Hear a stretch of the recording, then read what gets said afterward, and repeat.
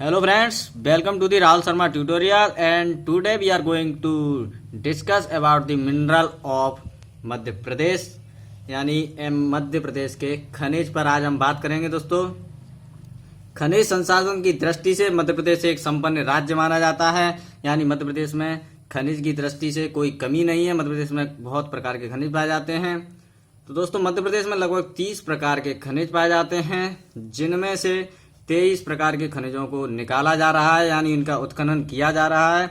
और 7 प्रकार के खनिजों के खदानें हमें मिल चुकी हैं, लेकिन उनका भी उत्खनन नहीं किया जा रहा है। दोस्तों, खनिज उत्पादन के मामले में मध्य प्रदेश तीसरा स्थान रखता है। और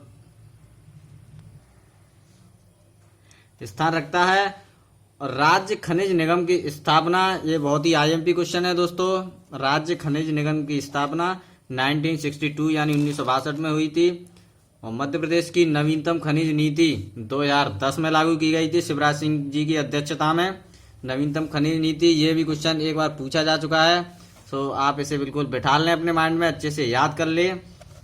चलो अब बात करते हैं कोयला। प्रदेश का सबसे प्रमुख खनिज है कोयला। इसे ब्लैक डायमंड यानी काला हीरा भी कहते हैं, तथा उद्योगों की जननी कोयले को कहा जाता है।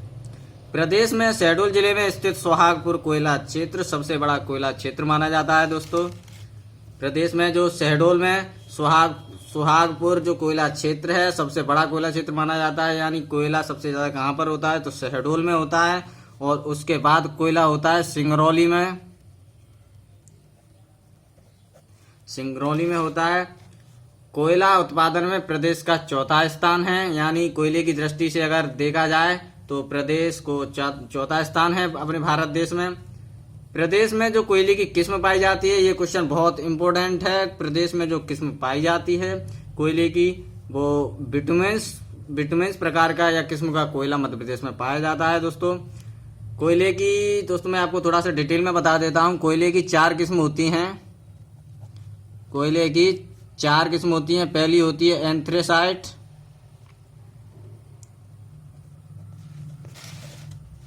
एंथ्रेसाइट, और जो दूसरी किस्म होती है वो होती है बिटुमिनस। तीसरी होती है लिग्नाइट, और चौथी किस्म होती है पीट कोयला। और सबसे उत्तम कोटि का कोयला होता है अपना एंथ्रेसाइट कोयला, और सबसे निम्न कोटि का जो कोयला होता है वो होता है पीट कोयला। और उसके बाद अपना बिटुमेंस, एंथ्रेसाइट के बाद बिटुमेंस, फिर लिग्नाइट कोयला। यानी इसमें सबसे कार्बन की जो मात्रा पूछ लेते हैं, सबसे कम कार्बन कौन से कोयले में पाया जाता है, तो एंथ्रेसाइट में सबसे कम कार्बन की मात्रा एंथ्रेसाइट में, और सबसे ज्यादा पीट में। तो दोस्तों, मध्य प्रदेश में जो कोयले की किस्म पाई जाती है वो है बिटुमेंस प्रकार का कोयला। ये हमें अच्छे से याद होना चाहिए। दोस्तों, चलिए अब हम चलते हैं अपने मध्य प्रदेश के दूसरे खनिज पर, मैग्नीज। इसकी दृष्टि से प्रदेश का देश में तीसरा स्थान है। यानी मैग्नीज की दृष्टि से मध्य प्रदेश को देखें तो देश में तीसरा स्थान रखता है अपना मध्य प्रदेश। बालाघाट एवं छिंदवाड़ा में सबसे ज्यादा मैग्नीज पाया जाता है।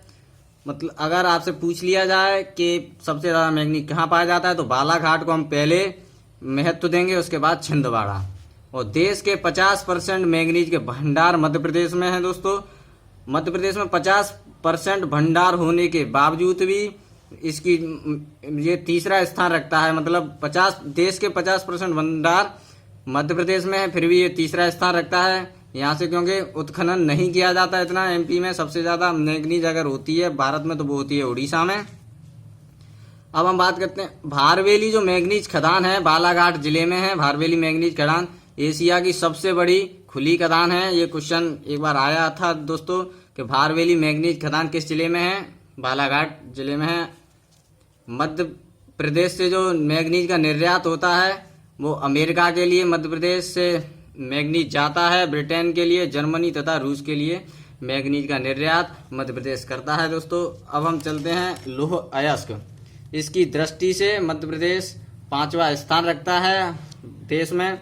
और जबलपुर में सर्वाधिक लौह अयस्क पाए जाते हैं।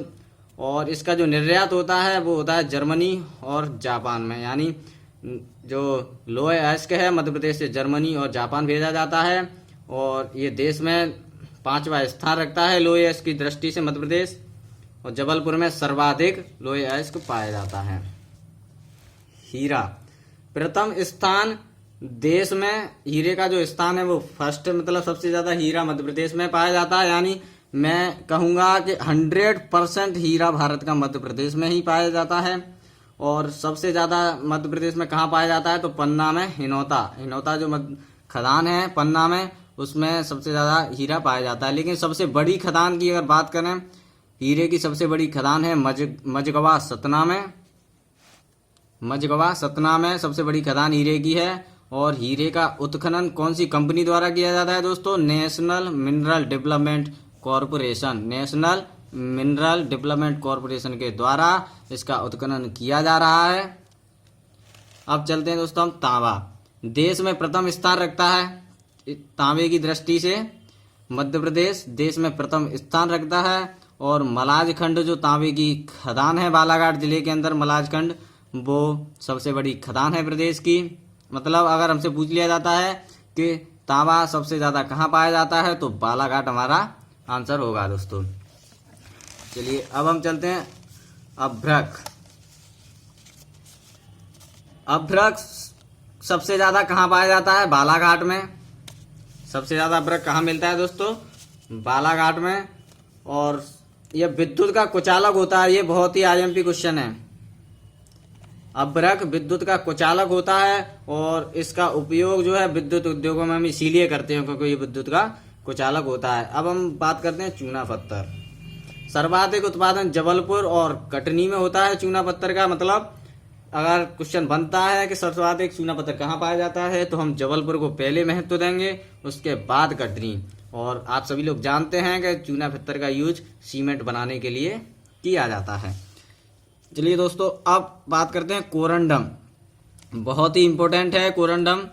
ये हीरे के बाद सबसे कठोर धातु है कोई है तो वो कोरंडम है। और ये सबसे ज्यादा कहाँ पाया जाता है, सिंगरौली जिले के पीपराव में सबसे ज्यादा कोरंडम पाया जाता है दोस्तों। ये क्वेश्चन वैसे साइंस की दृष्टि से पूछा जा सकता है हमसे कि हीरे के बाद सबसे कठोर धातु कौन सी है, तो वो है कोरंडम। अब बात करते हैं टंगस्टन होशंगाबाद जिले के आगर गांव में सबसे ज़्यादा टंगस्टन पाया जाता है मध्य प्रदेश में। और टंगस्टन का जो यूज है वो विद्युत बल्ब का फिलामेंट बनाने में किया जाता है। और इसका मुख्य खनिज यहाँ से ये काफ़ी इम्पोर्टेंट है कि जो बुल फार्म काय का खनिज है, या तो हमें पता होना चाहिए टंगस्टन का खनिज है वुल्फ्राम। इसका जो टंगस्टन का मुख्य खनिज क्या है, वुल्फ्राम है। और ये विद्युत का फिलामेंट बनाने के लिए यूज होता है। एक बार क्वेश्चन आया था जो टेक्निकल एमबीबीएस होती है, आईईएस यानी आईईएस जो इंजीनियरिंग सर्विसेज एग्जाम होते हैं, उनमें पूछा गया था कि आगर गांव कौन से खनिज के लिए प्रसिद्ध है या किस चीज के लिए फेमस है। तो मध्य प्रदेश का जो आगर गांव है वो टंगस्टन के लिए फेमस है। अब हम चलते हैं ग्रेफाइट सबसे ज्यादा बैतूल में होता है। इसे आप बिल्कुल याद कर लें, ग्रेफाइट बैतूल में होता है। ये विद्युत का सुचालक होता है दोस्तों। सुचालक यानी ग्रेफाइट में धारा प्रवाहित होती है, इसीलिए विद्युत का कुचालक होता है। और ये सबसे ज्यादा कहाँ पर होता है, तो बैतूल में। अब चलते हैं दोस्तों फेल्सपार। छिंदवाड़ा में सर्वाधिक, मतलब फेल्सपार जो अयस्क है या खनिज है सर्वाधिक कहाँ पर है, तो छिंदवाड़ा में पाया जाता है मध्य प्रदेश में। और इसका उपयोग किस लिए करते हैं, मिट्टी के बर्तन बनाने में इसका उपयोग किया जाता है। मिट्टी के बर्तन बनाने में तथा कांच बनाने में फेल्सपार का यूज किया जाता है। अब हम चलते हैं बॉक्साइट सबसे ज्यादा बालाघाट में पाया जाता है। सर्वाधिक बॉक्साइट मध्य प्रदेश में कहाँ पाया जाता है, बालाघाट में। और बॉक्साइट एल्यूमिनियम का अयस्क है। यह एक अलोह खनिज है। अलोह खनिज का मतलब होता है इसमें लोहा। अब ये सीसा सबसे ज्यादा होशंगाबाद में पाया जाता है। इससे बस इतना ही क्वेश्चन बनता है कि मध्य प्रदेश में शीशे का प्रोडक्शन या उत्पादन कहाँ पर होता है, उत्खनन होता है, तो वो होता है अपना होशंगाबाद में। और एस्बेस्टस झाबुआ में। एस्बेस्टस जो होता है सबसे ज्यादा मध्य प्रदेश के झाबुआ में। झाबुआ आपको पता है पंडित चंद्रशेखर आजाद की जन्मभूमि रही है। और दोस्तों संगमरमर जो है अपना खनिज है वो मध्य प्रदेश के जबलपुर में पाया जाता है। और मध्य प्रदेश के जबलपुर में भी कहाँ पाया जाता है? भेड़ाघाट जलप्रपात है नर्मदा नदी पर, वहीं पर सबसे ज्यादा संगमरमर पाया जाता है। और कुछ इंपोर्टेंट फैक्ट और मध्य प्रदेश का जो प्रथम स्थान बता देता हूँ, किन किन खनिजों में मध्य प्रदेश का प्रथम स्थान है। तो याद कर लें, बिल्कुल अच्छे से माइंड में सेट कर लें कि मध्य प्रदेश का प्रथम स्थान हीरे में है, तांबे में है, गेरू आप जानते हैं गेरू में है, और पायरोफिलाइट। ये 4 खनिजों में मध्य प्रदेश प्रथम स्थान रखता है। दोस्तों आज इस वीडियो में बस इतना ही। और अगर आपको मेरा ये वीडियो पसंद आया हो तो आप इसे लाइक करें और ज़्यादा से ज़्यादा शेयर करें अपने फ्रेंड्स के साथ। जहाँ पर भी आप कोचिंग जाते हैं उनको बताएं कि राहुल शर्मा ट्यूटोरियल पर ये इस प्रकार से पढ़ाया जाता है, या एक फ्री एजुकेशनल चैनल है, उस पर आप बिल्कुल अच्छे से अपना कोई भी टॉपिक क्लियर कर सकते हैं दोस्तों।